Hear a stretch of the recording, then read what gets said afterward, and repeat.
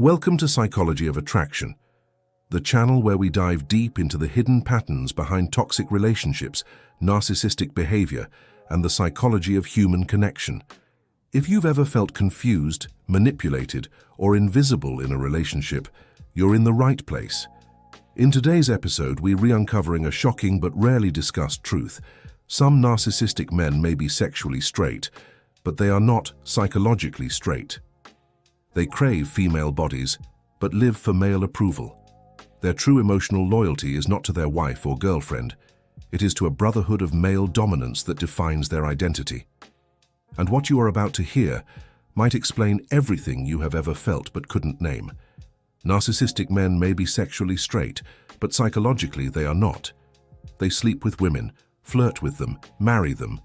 But deep down, their emotional allegiance, admiration, and loyalty belong to other men. Not necessarily in a sexual or romantic way, but in a darker, more disturbing way. They are obsessed with male dominance.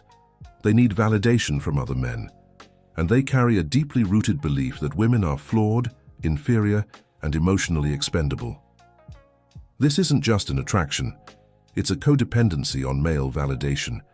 It's not just unhealthy. It's raw misogyny. These men use women as trophies, but worship men as gods. They can make love to their wife in the bedroom and spend hours afterward obsessing over whether their father, brother, or male friends approve of their life choices. Their definition of manhood isn't based on character, it's based on how other men see them. And their partner's emotional safety is never the priority. They are emotionally dependent on male dominance. This dynamic is rarely talked about, but it's everywhere. It's in households where women do all the work, but make none of the decisions. It is in marriages where a wife raises the children and supports the home, but her opinion holds less value than a drunk uncle's. These men aren't leading their own lives. They're performing masculinity for each other. Their masculinity is not authentic, it's performative, and it relies on one thing: suppressing women and pleasing men. They're terrified of being seen as soft, emotional, or under a woman's influence. To them, that's the ultimate humiliation. They would rather betray their wife than disappoint their brother. They would risk their family's future rather than lose their rank in the male hierarchy. This is not just a sociological concept.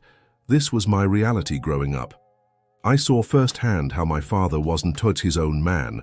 He was a psychological extension of his own father. Every decision in our home was run through a shadow council of male elders, while my mother, who worked tirelessly for our family, had no real say. In these homes, women's voices are optional, but the approval of a man's father or brother, sacred. These men weren't emotionally loyal to their wives. They were loyal only to each other, a closed circle of male power. The women were background characters in their own homes. Here's how you know if you're living with this dynamic. He downplays your opinions in front of men. You speak and he interrupts or makes a joke, not because you're wrong, but because he seems like he is listening to you in front of other men. He changes around male friends or relatives.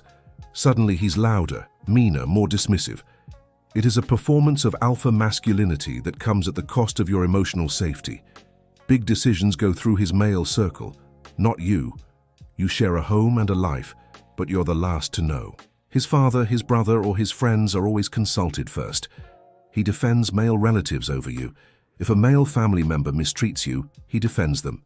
He shifts blame, gaslights you, and tells you you're overreacting. You do the labor, but have no power.